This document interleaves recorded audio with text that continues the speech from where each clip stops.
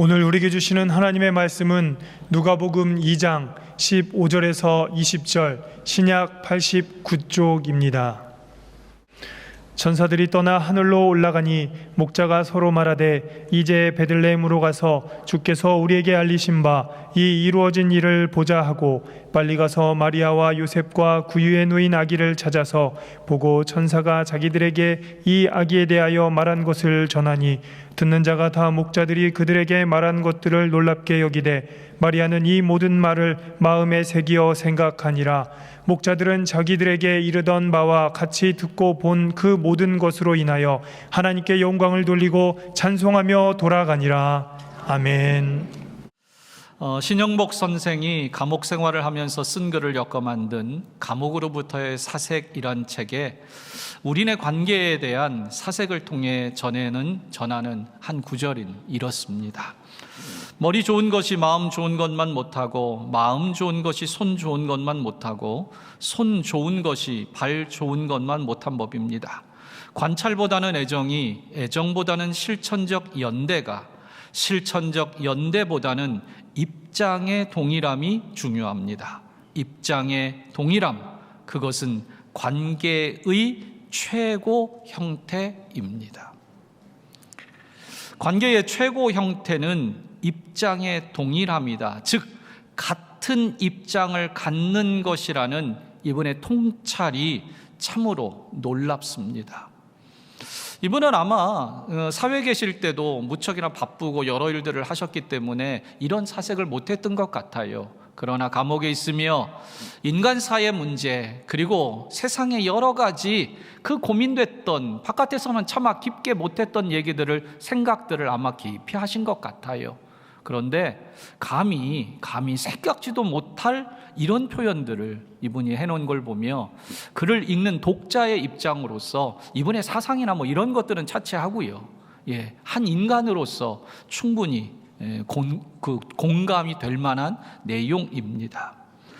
그런데 이 입장의 동일함이라는 표현, 이것이 관계의 최고의 형태, 가장 높은 형태, 가장 완벽한 형태라는 이 말이 저는 이 성탄절에 적용이 된다고 생각합니다. 바로 우리 하나님이 그렇습니다.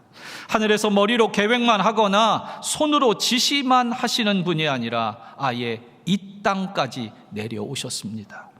지켜보거나 사랑한다고 말하거나 사랑의 표현을 그저 이해하고 납득할 만한 그런 표현 정도에 그치지 않고 아예 당신이 자기를 비워 피조물과 같이 되셨다는 겁니다. 이것이 입장의 동일함입니다.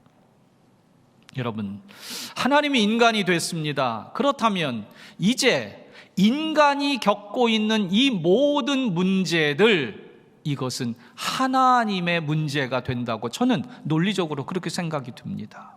즉, 이제 우리가 겪고 있는 아픔이나 슬픔이나 괴로움이나 이해 못할 인생의 수많은 일들, 심지어 마지막에 인생의 죽음의 문제, 이것도 하나님이 관여해야 되는 겁니다. 왜냐하면 당신이 육신을 입고 이 땅에 오셨기 때문입니다. 그러니 더 이상 인간만의 문제가 아닙니다. 당신이 친히 이 인간의 모든 문제를 당신 것으로 삼아 체험하는 겁니다. 체험 정도가 아닙니다. 해결하시겠다는 겁니다. 그 의지를 가지고 오신 분이 사랑의 왕이신 예수 그리스도이십니다.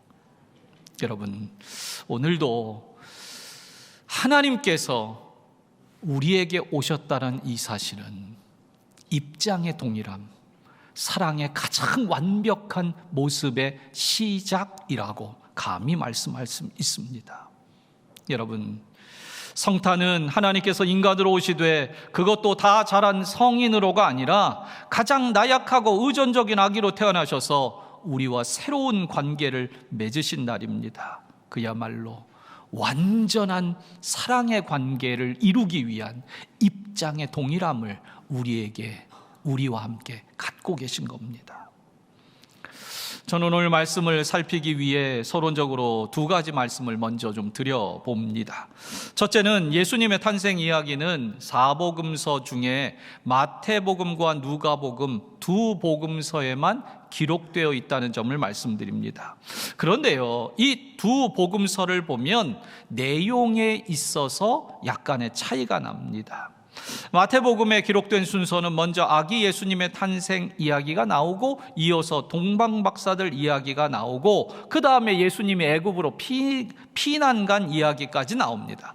그러나 누가복음에 기록된 순서에는 먼저 아기 예수님의 탄생 이야기가 나오고 이어서 베들레헴 들녘의 목자들의 이야기가 나오고 그 다음에 예수님이 성전에 가신 이야기로 진행이 됩니다.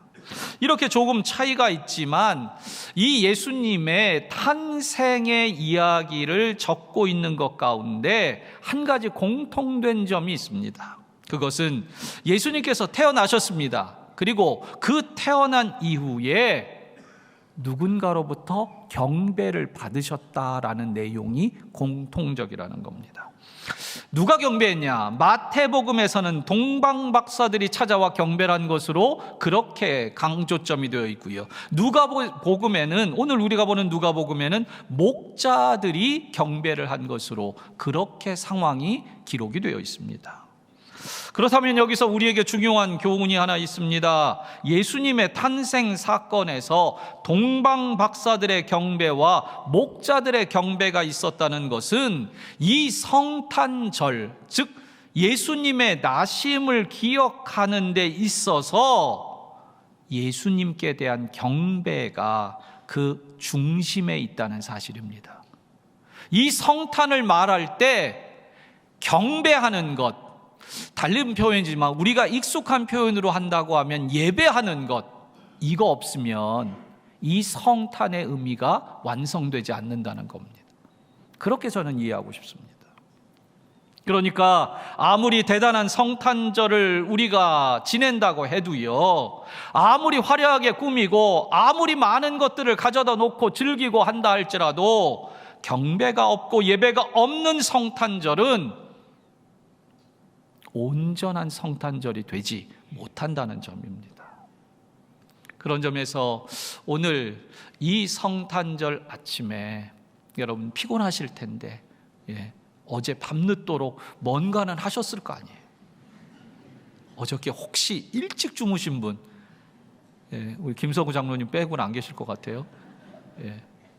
다들 뭔가는 하셨을 거예요. 저도 가서 어저께 간식 까먹느라고 그거 교회에서 간식 준 거, 이거 얘기 드리면 안 되죠? 내년에 너무 많이 올까 봐. 간식 먹느라고 늦잠 잤어요. 그런데 여러분, 아무리 어떤 성탄절을 보낸다 하더라도 먹고 즐기고 놀고 선물을 주고 무엇을 하든지 그것들이 의미가 아니라 성탄절의 완전함은 예배까지여야 한다는 겁니다. 그래서 우리 크리스마스라는 이 단어의 조합도 그리스도를 예배한다, 경배한다, 그 의미 아닙니까? 곧 크리스마스 하면 정말 하나님께 예수 그리스도의 은혜를 예배할 때 진정한 크리스마스를 지키는 거고 그것이 우리에게 소중하다는 겁니다. 그렇다면 두 번째로 성탄절의 가장 중요한 것은 또 하나 있는데 그것은 예수님을 만나는 일입니다. 많은 설교자들이 누가복음으로 성탄절 설교를 하면서 오늘 본문 바로 앞에 있는 말씀인 2장 8절부터 14절 말씀을 주로 설교하곤 합니다. 이 말씀은 우리가 잘 아는 내용입니다. 목자들이 베들레헴 들녘에서 양을 치는데 한밤중에 천사들이 나타나 그들에게 전합니다. 아기 예수님이 탄생하셨다. 너희가 가서 강보에 쌓여 구유에 누워있는 아기를 보리라. 그때 하늘에서 천사들의 합창이 울려 퍼집니다. 지극히 높은 곳에서는 하나님께 영광이요 땅에서는 하나님 기뻐하신 사람들 중에 평화로다. 이것이 14절까지 바로 오늘 우리가 본 본문의 앞절까지의 내용입니다. 보통 그 본문까지 봅니다. 그러나 제가 오늘 이 본문, 이 말씀으로 나누면서 이 설교를 준비하며 드는 생각은 오늘 본문이 너무도 중요하다는 겁니다. 왜요? 목자들이요, 천사들의 소식을 들은 후에 베들레헴에 가서 아기 예수님을 직접 그들이 찾아 만났고 그분에게 경배했기 때문입니다. 여러분 생각해 보십시오. 천사 만난 게 중요합니까? 예수님 만난 게 중요할까요? 정말이죠. 네.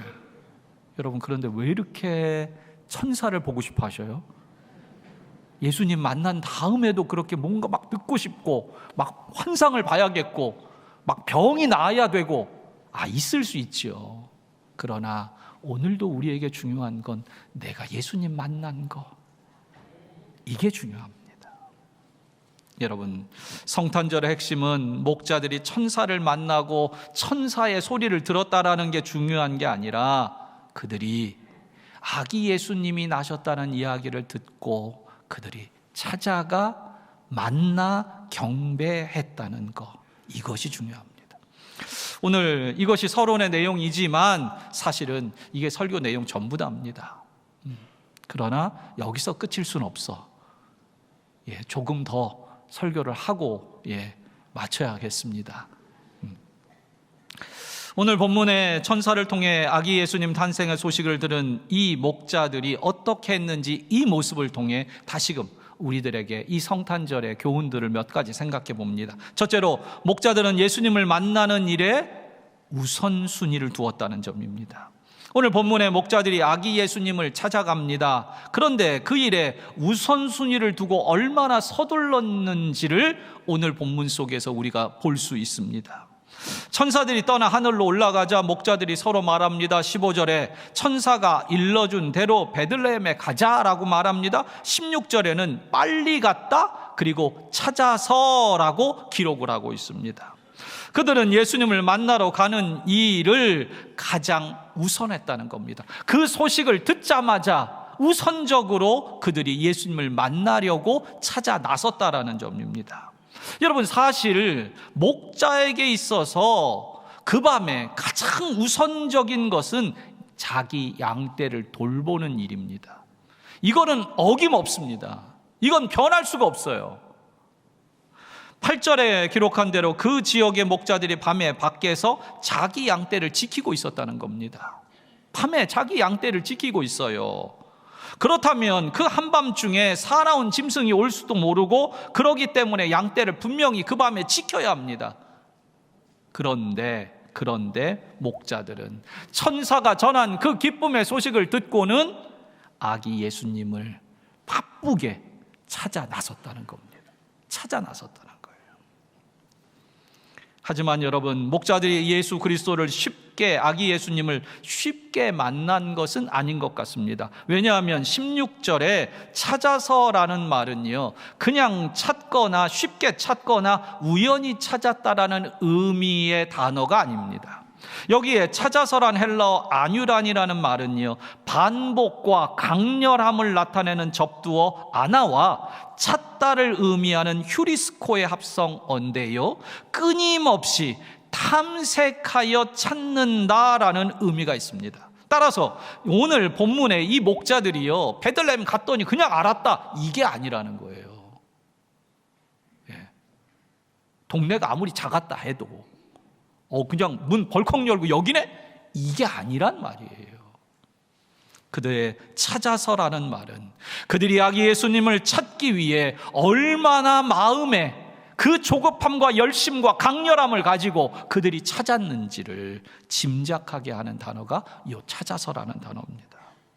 여러분 그들은 그렇게 열심을 가지고 찾았습니다. 만나고 싶어 했습니다. 사모했습니다. 그래서 심지어 자신들이 해야 될 본분인 마땅한 양을 지키는 것도 포기하고 그 우선순위를 바꾸어서 예수님을 찾는 데 집중하고 우선했다는 겁니다. 여러분 그 스티븐 코비가 그런 말을 했습니다. 성공한 사람들의 공통점이 있다면 그것은 우선순위의 중요성을 알고 우선순위를 잘 정해서 그들이 살았기 때문에 성공했다 이렇게 평가합니다. 아마 다들 들어보신 얘기일 겁니다. 여러분, 언제나 성공이라는 말에는 이 우선순위를 잘 정해야 한다는 겁니다. 무엇이 중요하고 무엇이 덜 중요한지 그것을 정할 뿐만 아니라 그것을 위해 흔한 말로 선택과 집중을 잘 해야 한다는 겁니다. 그렇다면 여러분에게 묻습니다.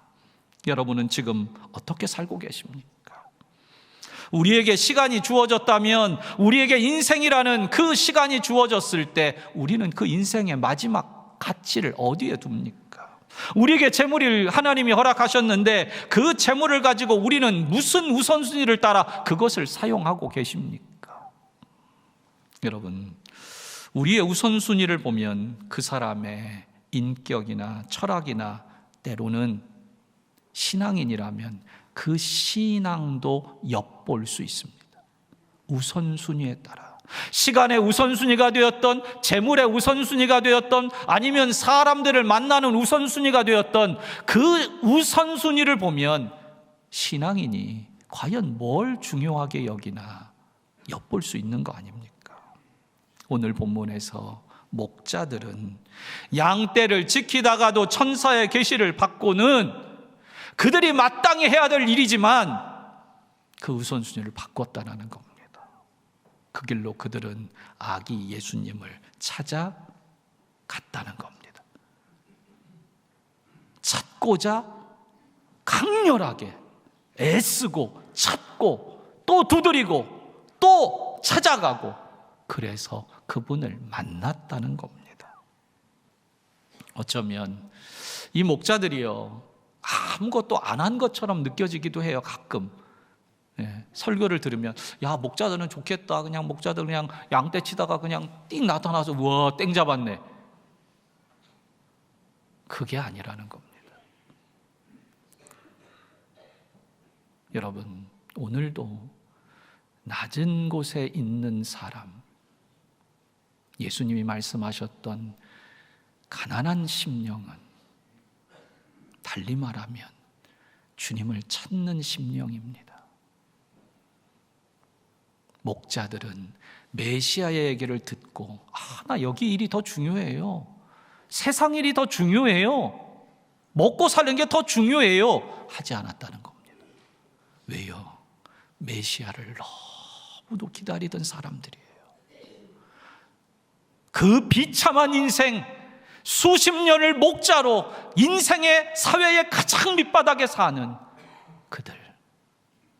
그들은 메시아의 소식을 듣자마자 찾아갈 만큼 사모함으로 가득했다는 겁니다. 자신들의 우선순위를 바꿀 만큼 주님을 기다리고 기다렸던 사람들입니다.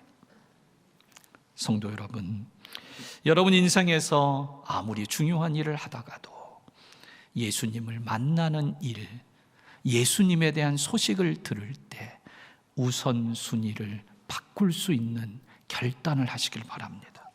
아니, 오늘 수많은 우선순위가 있음에도 불구하고 이 성탄절 이 아침에 피곤하고 지치지만 이 자리에 나온 여러분들의 그 마음이 이 목자의 심정이라고 감히 칭찬드리고 싶습니다.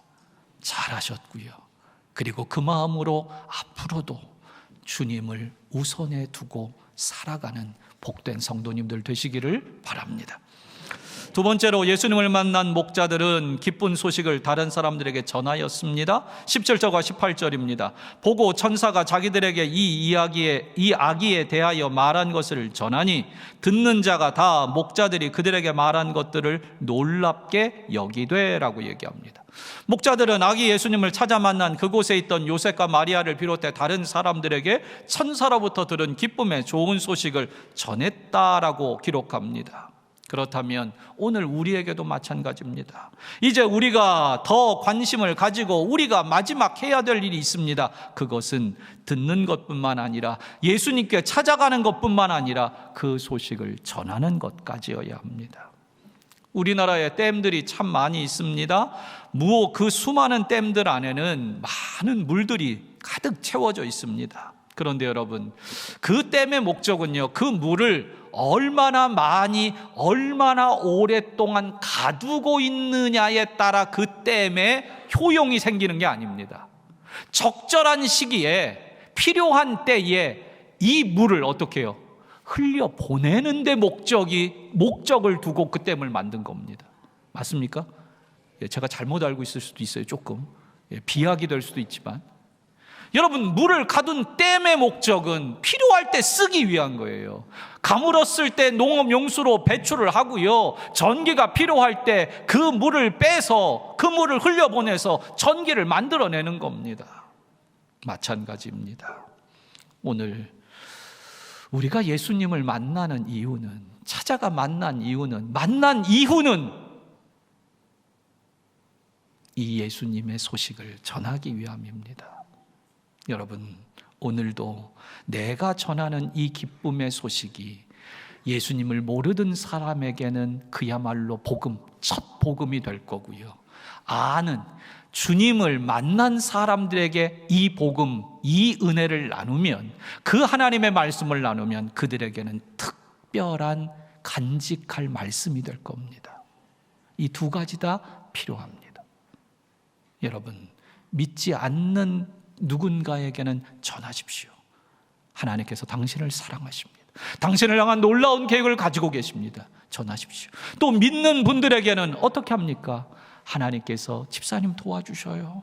내가 기도하고 있으니까 하나님 말씀에 이러이러하잖아. 이거 믿고 하나님 분명히 도와주실 거야. 힘을 내자고 그렇게 말해야 됩니다.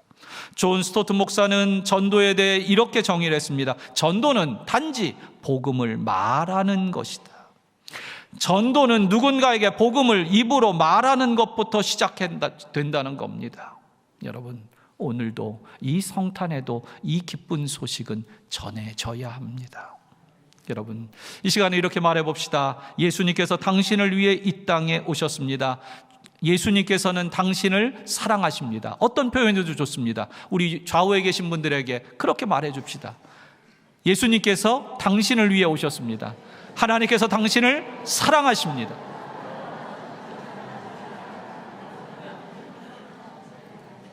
오늘 찾아가 그 기쁨의 소식을 더 확실하게 전하고 증거하는 복된 성도님들 되시길 바랍니다.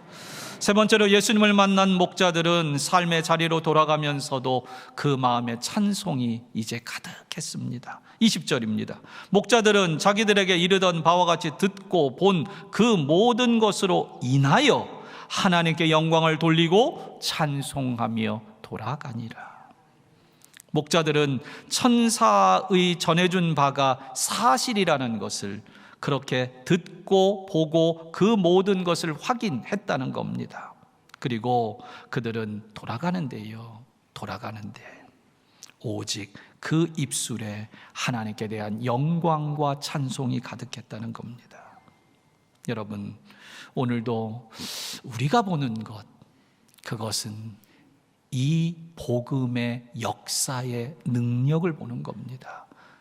아기 예수가 얼마나 초라한 데 태어났느냐, 이것 따지는 게 아니라요, 오직 예수님이 메시아가 나셨다라는 걸 그대로 확인하면 이제 돌아가면서도 하나님께 영광을 돌리고 찬송이 가득한 겁니다.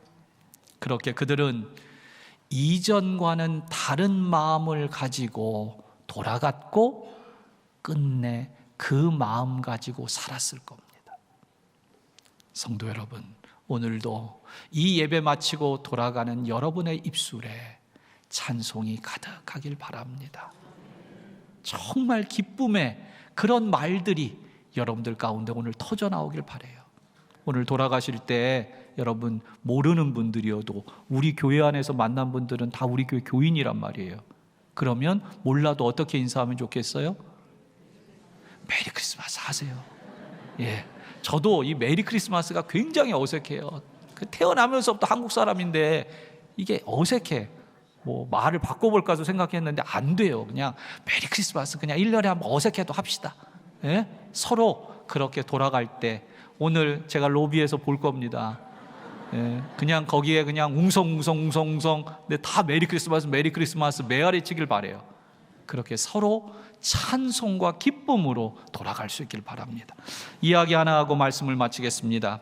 성탄절이 다가오면 많은 캐롤들이 불려집니다. 들려오고요. 그 중에 화이트 크리스마스라는 곡이 있습니다. 1950년대 곡이고요. 아마 여러분들 익숙할 거예요. 그 노래의 시작은 이렇게 됩니다. I'm dreaming of a white Christmas. 그 뒤는 안 불러요. 제가 부르면 너무 감미롭고 달콤해서 더 이상 불러드릴 수가 없습니다. 예, 집에 가서 들으셔요. 이 노래는 빙 크로스비라는 가수가 처음 불렀습니다. 1941년, 여기 자료화면을 좀 그래도 감사하게 했는데, 여기 왼쪽에 하얀, 예, 보이나요? 글씨가요? 예, 이 산타 모자 쓰고 있는 사람이 빙 크로스비입니다. 그때 앨범이고요. 몇 년도판인지는 제가 확인한 바 없지만 1941년 12월 24일 크리스마스 이브에 미국의 방송사인 NBC에서 이 화이트 크리스마스라는 노래가 처음으로 라디오에서 미국 사람들에게 들려나갔습니다. 당시 미국은요, 어떤 상황이었냐? 성탄절, 지금 성탄절을 2부지만 성탄절을 2주 앞둔 때에 12월 7일에 일본군에 의해 진주만이 공습을 받아요.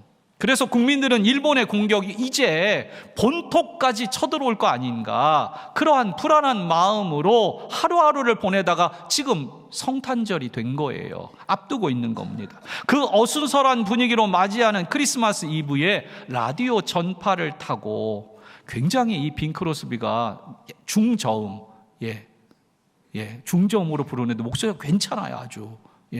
그래서 이 사람의 노래가 흘러나온 겁니다. 그러면 무슨 생각이 떠오릅니까? 그래, 작년 성탄에 우리 가정 행복했었는데, 이런 전쟁의 불안 없이 우리 마음이 좋았는데, 그렇게 미국인들에게 불안하던 때에, 전쟁의 공포로 불안하던 때에 이 노래 한 곡은 평온하고 행복했던 크리스마스의 추억을 떠올리며 큰 위로와 안정감을 주며 삽시간에 인기를 얻습니다. 그 인기를 얻고 많은 사람들이 이 노래가 유명해져요. 이 화이트 크리스마스라는 노래는 그 이후로 많은 가수들에 의해서 불려졌습니다. 커버를 한 거죠. 커버곡이 됐는데, 저는 개인적으로 여기 또 다른 앨범 하나가 있어요. 젊은 빨간색 옷 입은 청년의 모습을 한 팻 분이라는 분이 부른 이 화이트 크리스마스라는 버전을 저는 개인적으로 좋아합니다. 왜냐하면 이분이 신실한 그리스도인이거든요. 그런데 이분도 참 특이한 게요, 굉장히 유명한 가수입니다. 이분은 1959년 25살에 데뷔를 했는데 당시에 엘비스 프레슬리가 가장 인기가 있었던 시절입니다. 그래서 이 사람이 나타났는데, 이야, 엘비스 프레슬리하고 좀 견줄만 한데? 라고 할 정도로 그렇게 인기가 있었어요. 제가 나중에 여기 설교에는 적지 않았지만 조사를 해보니까 엘비스 프레슬리가 빌보드 차트에서 그 수위를 차지했던 게 총 40곡인데 이 팻분은 41곡을 그 순위에 올렸더라고요. 기록상으로는 이 팻분이 엘비스 프레슬리보다 기록상으로는 뛰어나다는 거예요. 인지도는 또 다르지만 어찌되었건 이 팻분이라는 유명한 분이 있어요. 그는 어릴 적부터 교회를 다니긴 했습니다. 그런데 예수님을 만난 인격적인 체험은 없었습니다. 그저 착한 썬데이 크리스천입니다. 그는 당시에 유명한 가수였기에 힐튼 호텔의 고급 나이트클럽에 초대를 받곤 했습니다. 그런데 어느 해 크리스마스 이브에 그 나이트클럽에 초대를 받았습니다. 그곳에 가서 성탄 전야이니까 이브니까 고요한 밤 거룩한 밤, 그리고 그가 유명해진 화이트 크리스마스라는 노래도 그곳에서 불렀습니다. 공연은 역시나 감동적이었습니다. 공연을 마친 그에게 호텔 측에서 감사의 표시로 성탄절을 맞아 최고의 패키지로 그곳에서 보낼 수 있도록 제공을 합니다. 호텔에서 가장 좋은 방을 내주었습니다. 그 방은 어떤 방이냐? 그 호텔의 창업자인 힐튼이 그곳에 오면 그 호텔에 머무는, 창업자가 머무는 방을 그에게 내준 겁니다. 그곳에서 하룻밤을 잤습니다. 이제 성탄절 아침이 되었습니다. 눈을 떴습니다. 보통 때 같으면 늦게 일어날 텐데 그날따라 일찍 잠에서 깼습니다. 그리고 그는 깨자마자 그 방 안에서 한 초상화에 눈이 갔습니다. 그 초상화는 호텔의 설립자인 힐튼의 초상화입니다. 물끄러미 봅니다. 아무 생각 없이 봅니다. 그런데 이런 생각이 듭니다. 내가 힐튼이 자는 방에서 자고, 그리고 그의 전속 요리사가 만든 음식을 먹고 그의 초상화도 바라보고 있는데, 나는 아직도 힐튼이라는 사람을 단 한 번도 만난 적이 없는데, 나는 단 한 번도 그 사람을 만난 적이 없어. 그가 지은 건물이고 그의 초상화고 그가 운영해가는 이 호텔인데, 그곳에서 잤지만 그의 초상화를 보고 있지만 나는 그를 만난 적은 없어. 그런데 그때 마음에 한 깨달음이 연이어 듭니다. 그래, 나는 오랫동안 교회를 다녔지. 예수님에 대한 이야기도 너무 많이 들었어. 그리고 심지어 그분에 대한 노래도 그렇게 날마다 불러. 그리고 심지어 그 노래를 부르며, 예수님에 대한 노래를 부르면서 나는 돈까지 벌고 이렇게 누리고 살아. 그런데 나는 아직 예수 그리스도를 인격적으로 직접 만난 적이 없어. 그 깨달음, 그 마음의 소리가 들리며 그는 그 자리에 무릎을 꿇고 두 손을 모읍니다. 그리고 기도합니다. 예수님, 저는 주님을 만나고 싶습니다. 들었던 분 아니라, 그렇게 그림으로 보았던 분 아니라 정말 예수님 만나고 싶습니다. 그리고 그날 그 기도대로, 그 간구대로 그는 예수님을 인격적으로 만납니다. 그리고 그의 다음의 삶들은 완전히 다릅니다. 성도 여러분, 오늘 이 성탄절 이 아침이 정말 목자들처럼, 팻분이라는 이 가수처럼 메시아를 기다렸다면 만나기까지 해야 됩니다. 예수님에 대해 들었다면 그분을 만나기까지 해야 됩니다. 오늘이 그날이 됐으면 좋겠고, 그리고 그날이 여러분에게 꼭 있기를 저는 바랍니다. 여러분, 오늘도 성탄의 의미는, 성탄의 핵심은 아기 예수님을 내가 찾아 만나는 겁니다.